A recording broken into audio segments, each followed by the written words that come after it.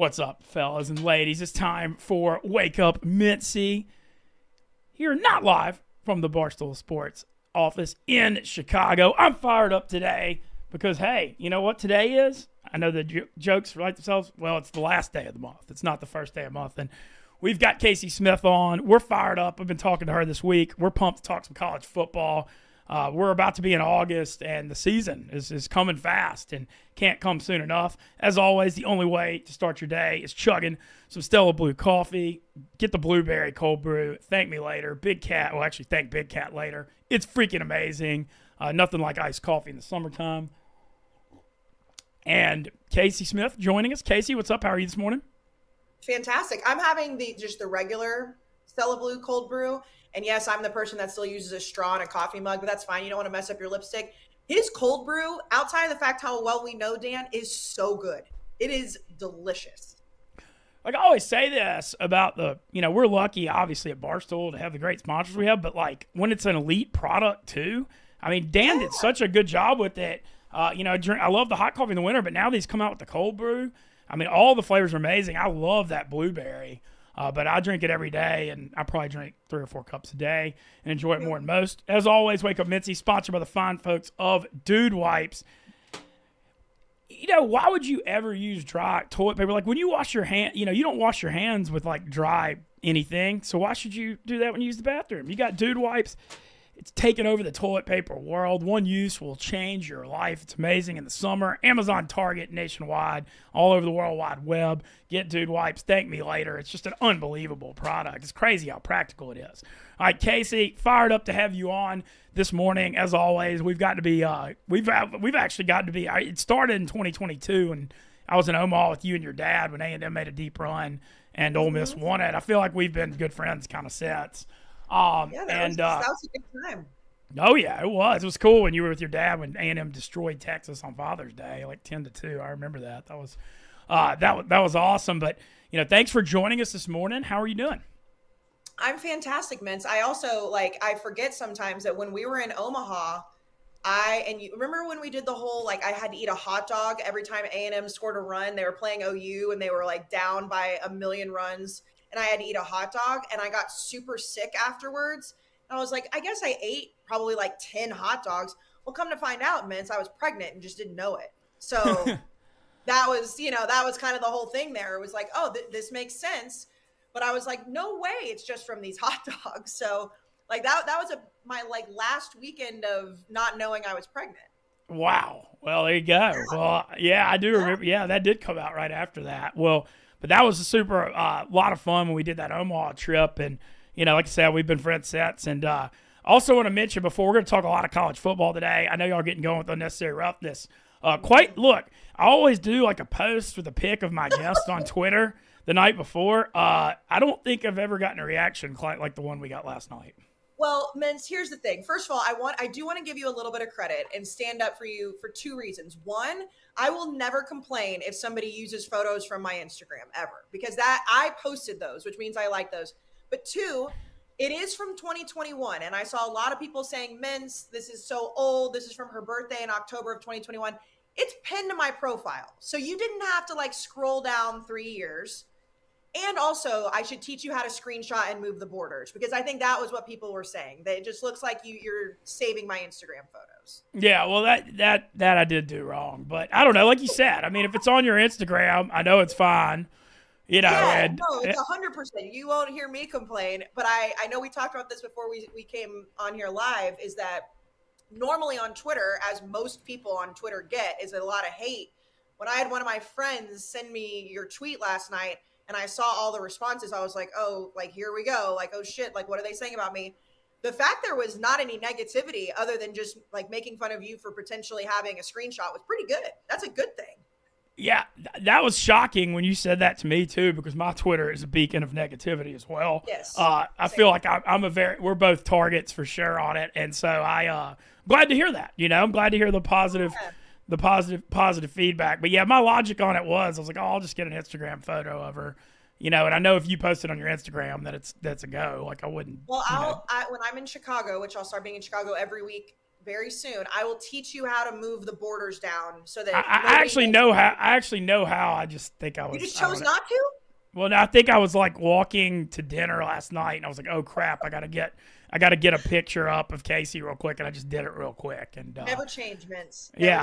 Well, I feel like, I mean, yeah, but I don't know. I mean, it is what it is. But thrilled to have you on, and I know y'all are getting the unnecessary roughness going.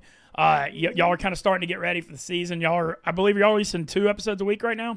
Starting next week. So starting next week, we'll be doing 2 episodes a week up until obviously week 1. So Labor Day weekend. And then that's when we do our 3 episodes a week, including the live that we do at the end of the Saturday slate, which is obviously a beast of a day, especially for traveling for the college football show. But Mintz, as you know, like college football fans going live on anything on a Saturday night after their teams have lost, won, they're heartbroken, whatever. Like we've learned really fast, like really, really quickly. That's the way to do it because people are at the bar, people are still tailgating. And so those are my favorite that we do because it's a shit show, but it's fun. So we start those week 1 on Saturday nights. Hell yeah. Well, I feel like there's enthusiasm. There's a lot to get into. I mean, obviously we're all pumped because college football's coming and, the Barstool show and everything that goes with it. But this fall, I mean, so much to be so excited about with the changes in college football, 12-team playoff, Oklahoma and Texas coming to the SEC. Obviously, I'm going crazy because of this Ole Miss hype before this fall. This is the biggest season we've ever had under Lane, and I know you have a great relationship with Lane, and you're excited about that too. And then also, I want to start with you on the Texas A&M front.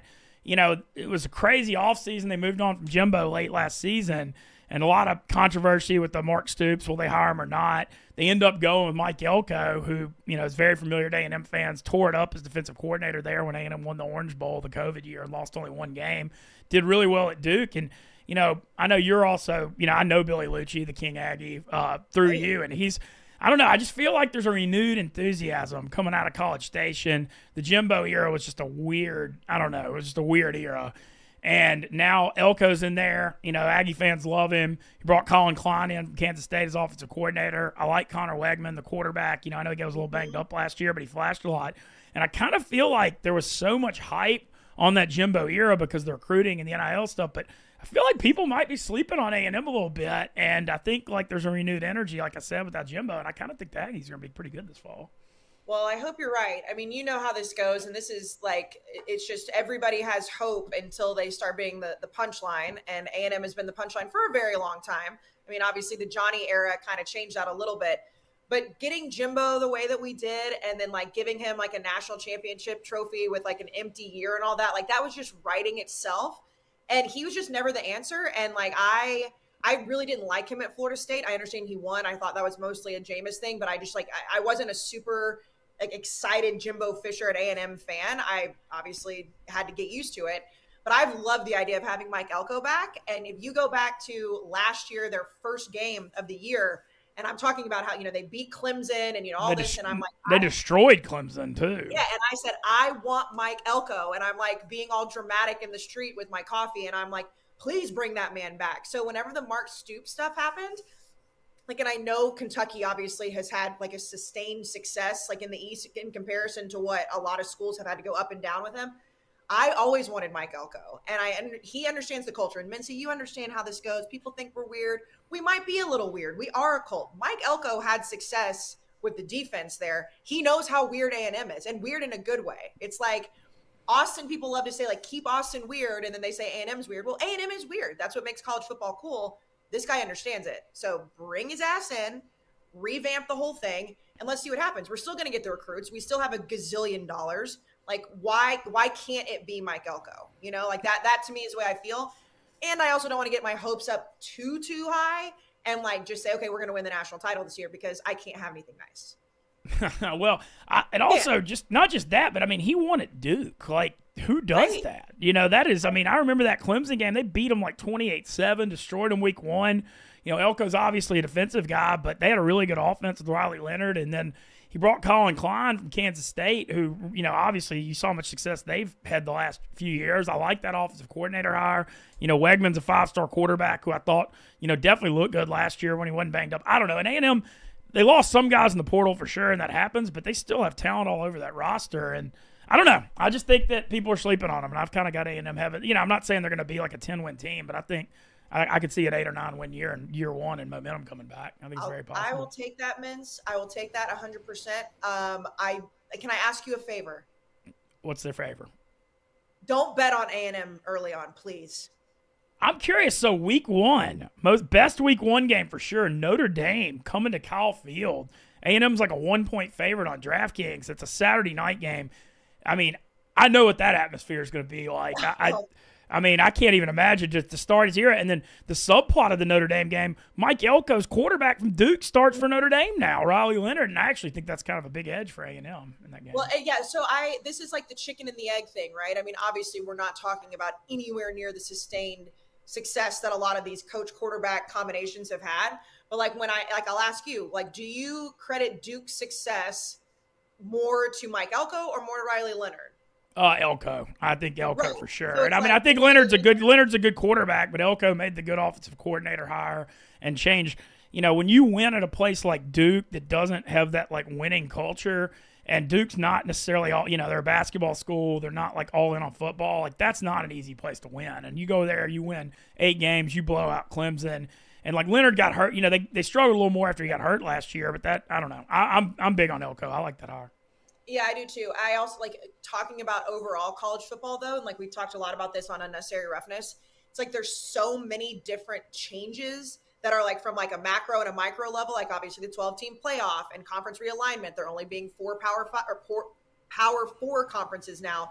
And then you have like little things that like I'm super fascinated by, like the fact they have mics in their helmets now and like the kind of chaos that's going to be able to create. And then you've got like the 2-minute warning, like all these different things that are happening in college football. And it's like, how the hell are we going to be able to keep up all year? Because everything is so different, not to mention like the portal and the NIL. It's like one of those seasons where it's like, you're not just looking forward to your team. Like your Ole Miss obviously has like incredible expectations, A&M, a new era.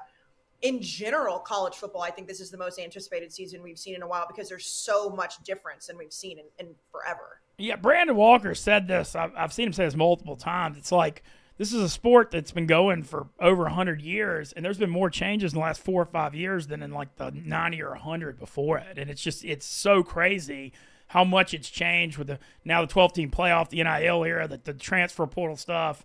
You know, bowl games have kind of fallen by the wayside now because of the portal and the playoff. It's like a different sport. I got to ask you about the Texas-Oklahoma stuff because obviously you're a diehard Aggie. And, you know, A&M made that move to the SEC. I guess it was, 2011, 2010, something like that. Yeah, 2012 was our first year. We made it, like, before. But Johnny's Heisman year was our first year in the SEC. So what do you think about Oklahoma and Texas now kind of coming in and joining the party? Because I felt like the A&M Texas stuff, that was always a fun thing A&M had over Texas was being in the SEC for sure. Yeah, well, I mean, here's the thing. Like, I would be lying if I said that it didn't intimidate me, not because I think that OU and Texas are always going to be better, but it's because, like, I mean, you were in Omaha when it was A&M, Texas, and OU all in, like, the same, like, bracket, and we all had to play each other. The hate that I grew up with when A&M was in the Big 12 has not translated for me personally into the SEC. Like, of course, I want to beat LSU and I want to beat Alabama and I want to beat all these teams, but there's not that deep-seated emotional hate that I had growing up for OU and for Texas. So now that's back. And when A&M went to the SEC, and like we're seeing it now too in general with like the way the Big 12 kind of latched on to Texas and latched on the Longhorn Network, to us, it was like, okay, see, we're going to go make more money. We're going to go play with the big boys now. Like, we're going to go do, like, that's your conference. And then, 10 some years later, Texas and Oklahoma come, which, again, I don't blame them. Like, I'm totally okay with it. Like, the idea of A&M trying to block that, if that was ever true, would have been the absolute softest move. But now it's like, oh, that emotional hatred that I had when I was like 8, 9, 10 years old, and A&M didn't win much back then. That to me scares me a little bit. Cause I'm like, oh my God, maybe I'll cry more again. Like, I don't know. The fandom of being a kid is back. So it's a great move for them. Obviously, it obviously strengthens the SEC, and it's a little bit scary because now there's going to be a lot more real feelings involved. Yeah, I love it. And my thing with it, and obviously I understand that A&M and Texas, when A&M went to the SEC, quit playing, but college football is about rivalries. That's what, like, you just kind of said it, how much emotion it brings out. And A&M and Texas got to be playing on Thanksgiving. That's just like what it's about. And the sport, is not the same when those schools don't play. And so, now they got that game again coming back Thanksgiving night. And I want to give a shout out and thank you to A&M in Texas for grabbing the Thanksgiving night stuff, because now the Egg Bowl is not on Thanksgiving, which is awesome. It's Black Friday afternoon, which is way better for not being on Thanksgiving night. But, this year the game, I believe, is in College Station. I mean, I can't imagine how emotional that's going to be getting to play Texas again after all these years. I mean, rivalries are just like, when they're heated like that, they are the best. And Texas is in an interesting situation because it depends on what mood they're in. Will they tell you they'd rather beat OU in the Red River Shootout, or they rather beat us? Obviously, A&M in Texas has the in-state situation. And the fact that we haven't played in so long, and like A&M and I know Oklahoma, and I hope Oklahoma State and Oklahoma do the same thing, kind of like the cat and mouse, right? Where it was like, okay, A&M leaves and Texas says, we're not going to play you. And then Texas wants to play A&M and they're like, well, actually, no, like you turned us down. So I just kept saying, like, let's just play. Like, let's stop talking about this. Let's play. So now they're in the same conference. They have to. But Oklahoma and Oklahoma State are doing the same thing. Like Mike Gundy said last year, like, we're never going to play Oklahoma again. Like, Bedlam needs to be played. Like, can you imagine if Mississippi State and Ole Miss somehow, like, went to different conferences and the Egg Bowl just ceased to exist? Like, even if people on the outside of that game don't care as much, like, your in-state rivalry game that you grow up with, like, that's the game that you care the most about. It sucked when those games go away. Like just in general, like, we want heated rivalries. We wanted West Virginia Pitt to come back because everyone knows they fucking hate each other. I totally agree, and I hate that about Oklahoma State, Oklahoma. I'm a purist college football fan too, and like the rivalries and the intensity are literally what makes the sport. And so, no, I agree. I want to ask, so Oklahoma and Texas coming in, who do you think is going to adjust better to the SEC? Immediately it's Texas. I'm like very, very high on Texas, like taking my Aggie glasses off and like really looking at it from a college football standpoint. Like, I love Quinn Ewers. I think, Sark is obviously, he hasn't like proven that he is exactly who we think he can be, but I think that they're very well adjusted. We saw what they did last year. Like, I understand, like, they didn't make it as far as they wanted to, but the whole, like, is Texas back? Like, Texas being back means they're nationally relevant and in contention for a national title, which they were last year, beating Alabama the way that they did. I'm not sold on Venables yet. Like, I don't think he's a horrible coach. I know if you talk to Brandon, he thinks he's absolute garbage. I like to make fun of OU fans because of the way that they ran Lincoln Riley out and then still care more about USC. And I also just kind of look at it as like Texas has a roster that's built. Do I think they're going to have immediate success that's sustained? No, because I think it's much harder than they think that it is. But I would, if I had to pick between the two, I'd take Texas. Yeah, I would too. Like, my take that I've been going hard at going into the year, and it's a lot of it's schedule based, but I think Oklahoma's in trouble this year. Their over-under's like 7.5, I believe, or 7 on DraftKings. I mean, I think they're looking at a 6-6 year. You mentioned the Venables thing. He just got a 6-year extension, so I guess they're trying to be stable and show that. But, they got like a 5-star quarterback in Jackson Arnold, but he's young. He turned the ball over a lot in that Arizona bowl game. And the thing about Oklahoma that's going to hit them hard is they're really young and inexperienced on the offensive line, and that's the biggest change in the SEC is playing against the elite defensive lines. And with a young quarterback and a bad O-line, and they got a lot of people back on defense, but their defense was like in the 50s last year, and it wasn't even that good. I mean, I think Oklahoma, like, their schedule is crazy. They got to go to LSU, to Ole Miss, to Auburn, and to Missouri. They're 4 road games. I mean, that's murder. And they play Bama and Tennessee at home, plus they play Tulane non-conference. I don't know. I think they're in for a tough adjustment. And I also just think they're not as tough in the trenches. The Texas thing you mentioned, no school, I mean, A&M too, but Texas is just made for this NIL world. And Sark, obviously coming from Bama, gets the SEC thing. And they finally have gotten tougher at O-line the last few years because that had been the thing that had been hurting them is that they've been soft for years. And I don't know. I agree with you. I think Texas is going to transition better. They're the second favorite in the SEC. They got Georgia at home. They got a weaker schedule than Oklahoma too. Their schedule is pretty favorable for them. But, I mean, you saw, like you mentioned, the offensive line. I mean, you look at that game against Alabama last year, and I know Alabama, hadn't figured out exactly what they wanted to do at quarterback, which is crazy to look now where Jalen Milroe ended up. But the difference in that game was the offensive line for Texas. They could protect their quarterback in a way that against SEC defenses they hadn't been able to do. It is very scary to think that, like, Texas could come in and immediately – have success. I don't think that, like, long term it's going to be, hey, they come in, they're contending for a conference championship and then that's just where it stays, because that's just not how it works in the SEC. If that happens, my life's going to be a lot harder, man. It's like my life, of talking all this shit for the last 10 years about us being in the SEC is going to be difficult. but from like a, college football personality mind, like that's definitely there. OU, I agree. I don't know. Did you see at SEC Media Days, like Venables tried to say, like, oh, it's year 3 with me. I'm finally going to have my defense like up to par. Did you see that? I didn't see it, but So, I still have questions.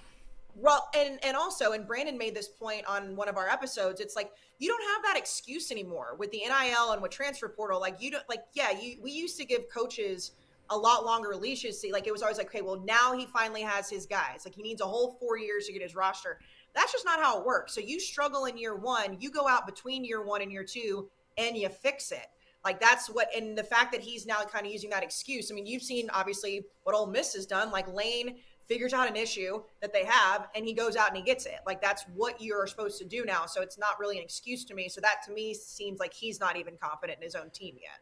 Yeah, and Venables comes from Clemson, and he didn't want to take. I remember it was a big deal when he went to Oklahoma that he was like, I don't want to take any Clemson guys with me, and I know that's like a nice gesture and stuff, but that's not how the world works. Like you got to bring some of those studs on defense, and so yeah, I agree. I don't know. I've got a lot of questions, and Oklahoma also lost Jeff Lebby, who's Mississippi State's head coach, who's an excellent offensive coordinator.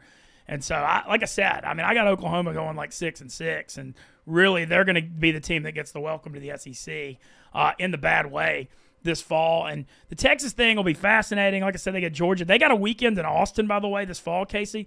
Georgia at home, and then the Formula One race is in Austin the same weekend. It's going to be the craziest weekend of all time in Austin. They got at Michigan week 2. Obviously, Oklahoma and the Red River shootout in Dallas. But I don't know. I feel like Texas – I don't think they're going to get through unscathed by anything, but I think there is a path for them winning 9 or 10 and having a shot at the playoffs in year 1. Well, and they also just have a Manning sitting behind their quarterback. Like we don't know what Arch Manning is going to look like, but the fact that you've just got like the greatest football family dynasty, like heir to the throne sitting behind Quinn Ewers right now, like that's not comforting either if you're playing against Texas. And like it'll be interesting to see how like Texas fans, because this happens all the time at all different schools. Like, I mean, we even saw it, at Clemson with DJ a couple of years ago. It's like if your quarterback starts to even remote, I mean, Caleb Williams at OU, like you start to barely have any type of issue, and you've got a guy that people have high expectations for behind you. Like Texas fans are going to be saying like, hey, okay, fine, like we like Quinn, but like he's struggling. Let's get Arch Manning in, and the fact that his last name is Manning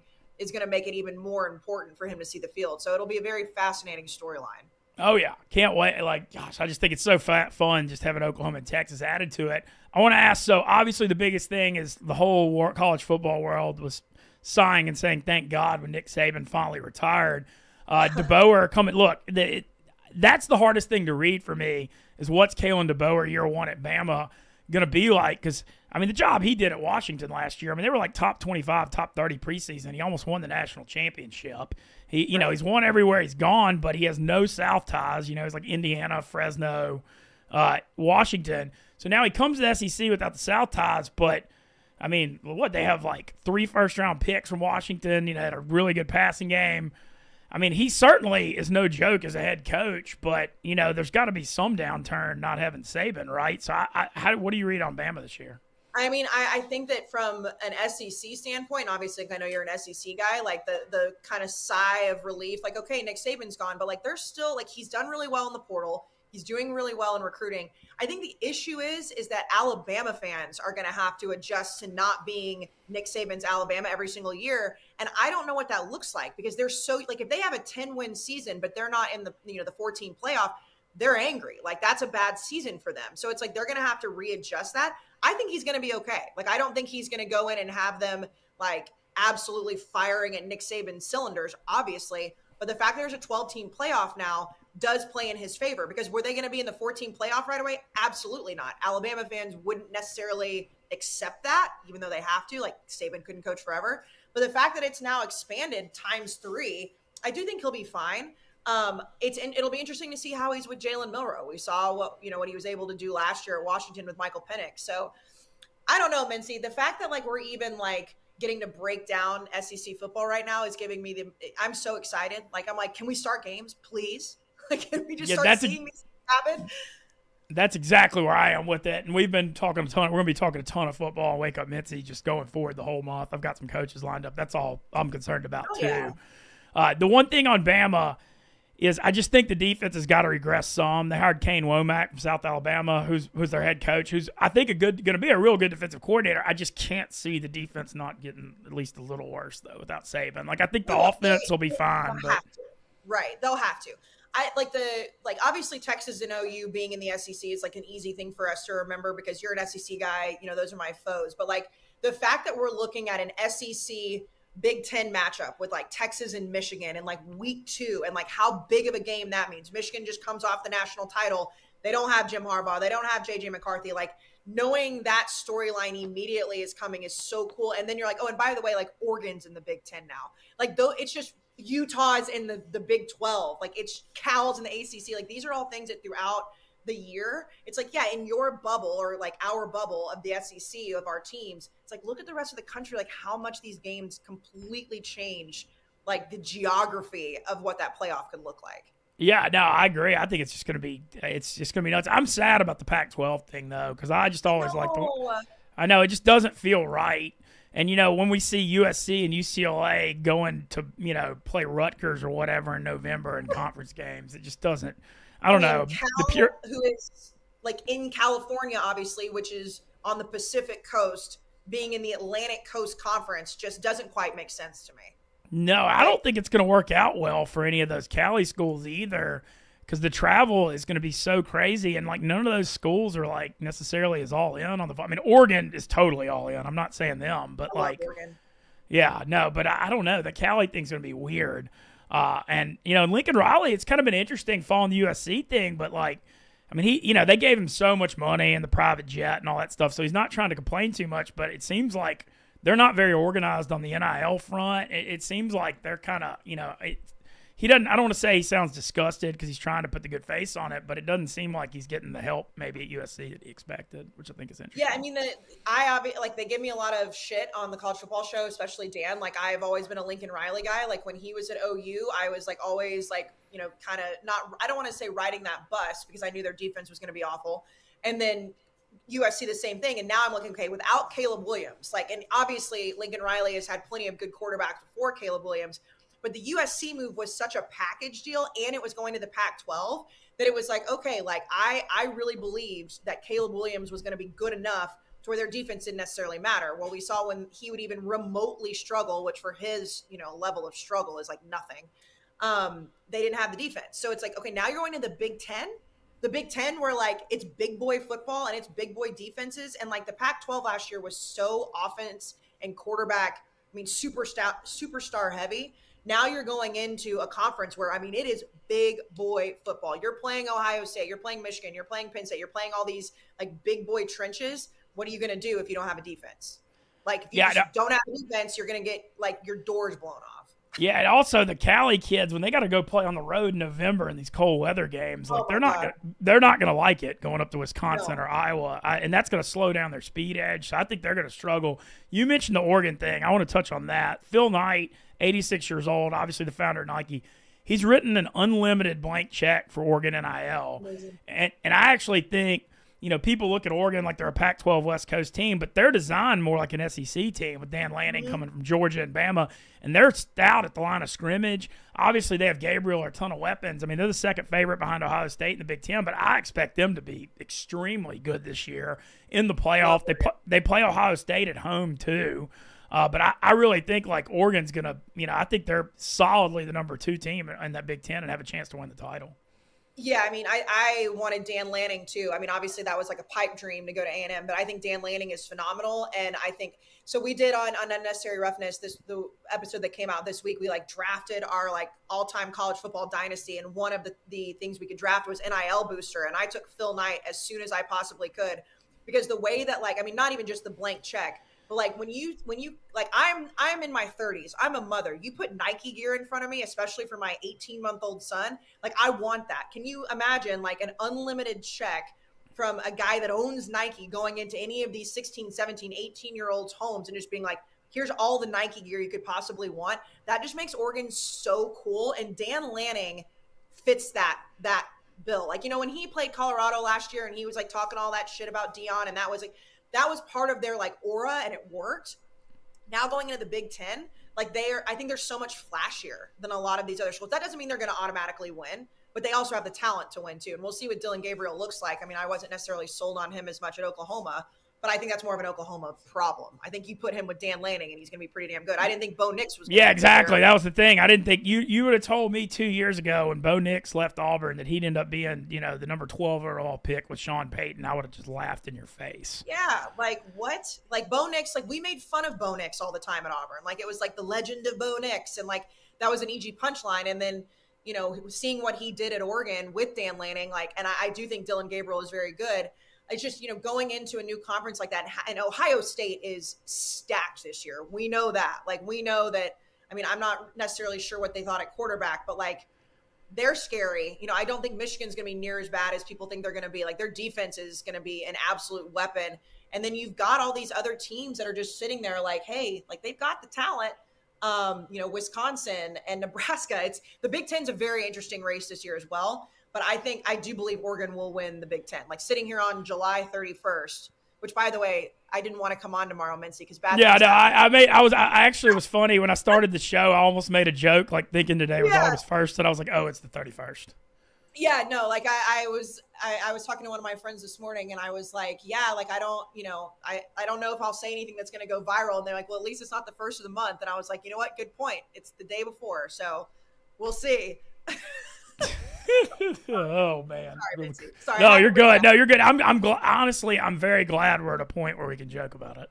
Are you at a point, or are we at a point? Well, I mean, I don't joke about it, but other people can and just laugh at me, and I can deal with that. Look, that. Okay, hey, you're back. You're sitting right where you want, and you sold some brick watches in the meantime. I feel like. Oh yeah, I sold. Sold a bunch of them. We sold over 100 or something a year. It was good. Yeah, it was a good run on the brick watches. Some other college football stuff just bouncing around. I want to ask. So Georgia this year, I've been working on my deep dive stuff. They're 24-0 in the SEC the last 3 years. They've only lost 2 games in 3 years, both the Bama and the SEC championship game. However, having said that, they also benefited from being in the crappy SEC East and the weaker schedule thing. Now you've got a year where they go 2 Bama, 2 Texas, 2 Ole Miss. Do you think there's a chance they could possibly lose 2 games this year? I do. And this is more not necessarily because I think that Georgia isn't as talented as we think they are. I think that Georgia is absolutely the best team in the country right now. Again, on July 31st, my opinions will start to change. But I do think that the realignment alone causes enough question where it's not okay, when you look at the SEC East in the past, you look at the SEC West, you know exactly who you're going to play, and then you're going to have a couple of games in the other division. Now it's just kind of I hate to use the word chaos, but that's what it feels like. Without conferences, and I know other conferences have gone through it, but now it just feels like chaos. And if you're Georgia and you look and you're like, okay, Carson Beck is supposed to be very, very, very good. We've known that. We know they have the talent. There's also a lot of shit going on in that program right now. And there's it seems like there is a ton of culture problems. And we talked about it this week on Unnecessary Roughness. And I know I keep saying that, but it's I feel like I'm repeating myself. But Brandon brought this up, and it's so true. It's Kirby Smart doesn't seem to have the desire, at least publicly, to shut any of this stuff down. To shut down, any of the car stuff. And then now we've got arrests for child endangerment. And it's not just happening all over. There's something going on at Georgia. How long can that happen without a domino having to fall? And I don't know if NIL guys sit and say, hey, you better not cut these guys because we need to win. There's something weird in the water in Athens right now. And that to me says it's not just this perfect team that can just waltz through a realigned SEC. No, I agree. And then also I'm doing my crazy deep dive stuff, and I'm writing blogs with SEC previews, and I'm actually writing the Georgia one today. So I did some research on them last night. And there's some stuff I don't want to say to be overly freaking out about, but last year, they had the best defense in college football in 21 and 2022, by far. Last year, they were number 9 on defense, but that still wasn't number 1. They allowed 115 yards rushing a game instead of 80. And they're definitely elitely talented. I'm not saying that, but maybe they're not quite what they were a year or two ago. And they got to replace Brock Bowers and Ladd McConkey. I know Carson Beck's one of the front runners for the Heisman, but I'm going out on a hot take, and I'm saying Georgia goes 10-2 and drops a couple road games this year. They still make the playoff, but I don't know that they're going to be that unstoppable, undefeated force necessarily that people think. And I agree with what you're saying. I think the off-field stuff, and that's the one difference between Kirby and Saban. Obviously, they're kind of clones, but you didn't see any of that stuff with Saban at Bama. He wasn't putting up with it. And you don't put up with it. And I mean, social media obviously helps us like know what's going on. But I think that it's very, like, if you look at the playoff last year, Florida State was the main, big snub, whether you agreed with it or not. Like, can you imagine if Georgia last year somehow would have made it in that playoff? Like, they were so good. And yes, they lost a game. You can't lose a game in that scenario and get in. But like, that's what's scary about, even if Georgia goes 10-2, like they're going to be in the 12-team playoff. And if they stay as good as they seem to be, and Carson Beck, I mean, because Stetson Bennett won 2 national titles and, made a Heisman Trophy run. And like, we are told Carson Beck is a better athlete and a better quarterback. So if that's the case, like, yeah, you lose Brock Bowers, you lose a couple guys, but if that's the case, then they're going to continue to be dangerous. But I still think there's something waiting to kind of like pop off there. And I can't figure out what that's going to look like, but Kirby's Kirby. I mean, he's the number 1 coach in college football right now that Saban's gone. So we'll see. They're scary. Yeah. Couple other quick, we're just hitting the round table SEC on the spot questions. Hugh Freeze, year 2 at Auburn. Do you think they improve? I was surprised they didn't go get a quarterback in the portal and they're going with Peyton Thorne again. Yeah, no, I don't think that they improve very much. Like maybe win 1 or 2 more games, but like not going out and getting somebody else. I'm not sold on Hugh Freeze. And I know Hugh Freeze way better than I do. Like I spent a lot of time in Oxford when he was there. Like I think that was just like his coaching ability seems to me to be not near as good as it used to be because we're not like buying into his bullshit. That's the way it feels to me. And like, not that Auburn cares how good of a person he is or not, but like, I don't have any faith that he's turning that program around. Yeah, I don't know. I feel like he's struggling maybe. I know Auburn is committed and stuff, but I agree with you. Like I did my Auburn preview and they upgraded a lot of the talent around Thorne. Like their offensive line and receivers were bad last year and they should be better, but they lost a lot on defense. I mean, it kind of feels like, another 6 or 7 win year for them, and then they're trying to go all in on 2025. But I kind of feel the same. All right, who gets fired first, Sam Pittman or Billy Napier? Billy Napier. Okay. I'm going with Pitt. I actually am going with Pittman. You are? Okay. I mean, listen, Arkansas obviously loved, like a few years ago, I was in it deep with Arkansas fans. Like Arkansas fans and I do not get along.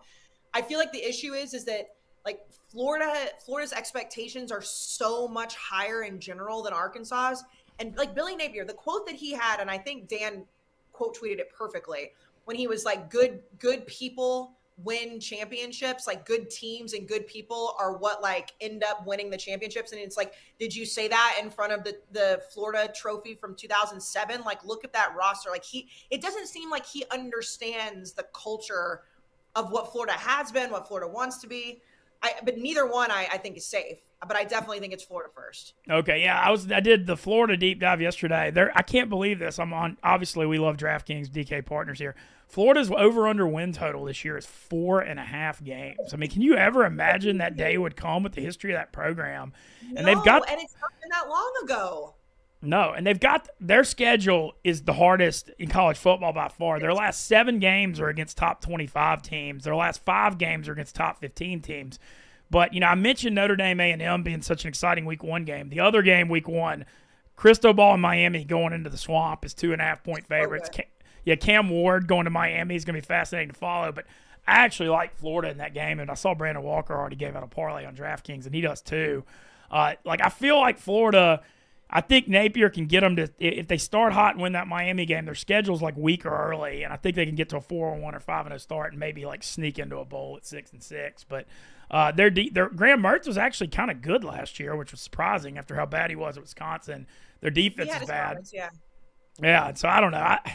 And the Pittman thing, I went through Arkansas. The Arkansas took KJ Jefferson. It's so funny to follow college football because the transfer quarterback thing. KJ Jefferson's playing for Gus Malzahn at Central Florida now. Yep.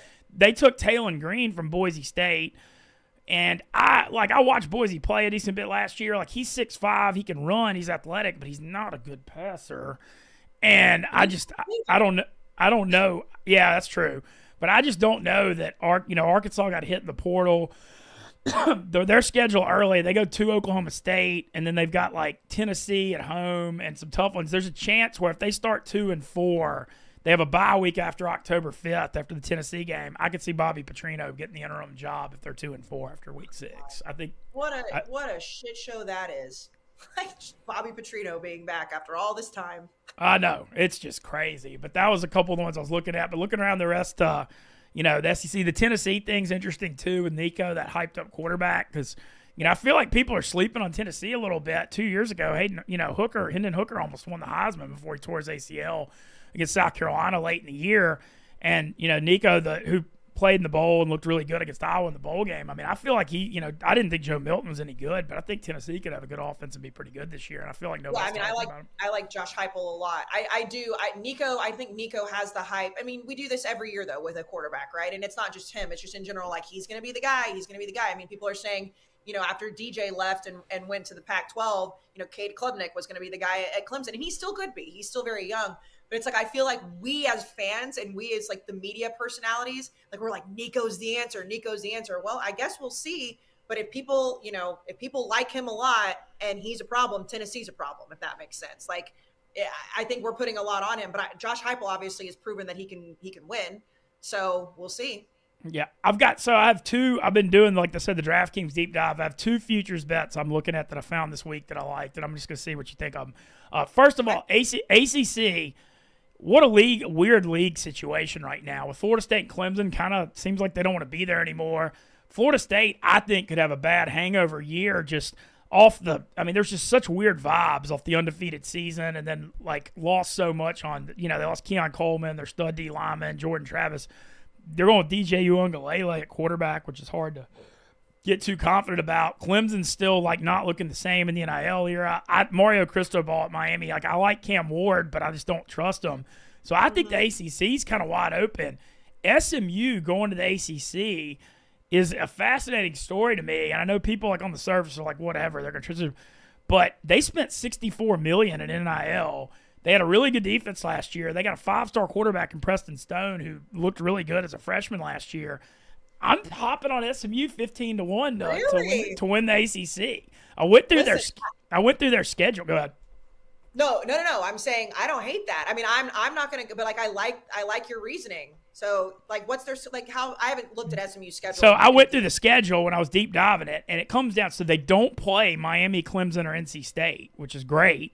So the whole thing with them is they play Florida State at home, and which is going to be the biggest game at SMU since they got the death penalty in the 80s. And they get them in late September, and if they somehow upset Florida State in a game I think they have a good shot in because of how hyped they're going to be, and I don't trust, I just said I have concerns about Florida State. Their rest of the season schedule, they got to go to Louisville. They'll be an underdog. The rest of their road games are Stanford, Duke, and Virginia. And then they play Cal. Like, their schedule is, like, super weak other than Florida State at home and at Louisville. So if they can win that Florida State game, I think they could win. They could lose one game in the ACC and get to the conference championship game. That's my hot take. I think that you're absolutely right about the ACC kind of being wide open. I mean, as long as you have Dabo at Clemson, like the fact that they didn't win 10 games for the first time in 11 years last season is crazy. But like, I like Florida State, and I think more it's because, like, and I'm not saying they're going to come out and be, back to where they were undefeated and then Jordan Travis getting hurt, but there's something about DJ to me. Like, I understand he didn't work out at Clemson. Now, he had decent success at Clemson, and then they knew they had Cade Klubnik, like I mentioned. Like, he wasn't awful last year at Oregon State. Like, he wasn't. And that whole conference, like I mentioned, was so quarterback heavy. Like, I think that if he comes into Florida State and they've lost other guys, but still there's something about them that, like, kind of gives me pause. I feel like Clemson's right there. And I refuse, Mintz. I refuse to get behind Miami, which might come back to bite me in the foot. I don't know. But, like, I was so high on them with Tyler Van Dyke for so long that, like, I can't do it. I can't do it anymore. Like, and I can't sit and back Miami anymore. And it also wouldn't surprise me if Miami comes back and is like, hey, we're actually just fine. Like, Cam Ward is the guy, whatever. But if SMU does that, that would be wild, because SMU was wanting to be in the Big 12 for so long, and they were just always, like, kind of on the outside looking in, and TCU is their rival, kind of making fun of them for not being big time. Yeah, and stole Sonny Dykes. Oh yeah. No, that, and like that, we talked about rivals earlier. like SMU, TCU, like when it comes from like a national perspective, like not a lot of people care. Like in that area, I mean, I grew up in that area. I went to a Catholic school in Fort Worth. Like they hate each other. And so if SMU can go to the ACC and say, all right, like we're going to go. TCU had that success a couple years ago. Like that little rivalry within the DFW Metroplex would be crazy. Yeah, and just the NIL thing has changed it so much. In a school like a private school like SMU, I mean, they spent $64 million. You know, they've just like you've got unlimited money in Highland Park, and so look, I think that's a real thing to watch. And then my other futures I'm looking at is a prop bet. And I'm looking around it. Like I kind of like depending on the odds on it coming out. You know, I like Doug Nussmeier, or I like Nussmeier or Garrett Nussmeier at LSU. His dad's Doug. Mm-hmm. I like him as a long shot to lead the SEC in passing yards because LSU's defense is going to suck again, and they've got a great offensive line. They've still got talent receiver even after losing Neighbors and Thomas.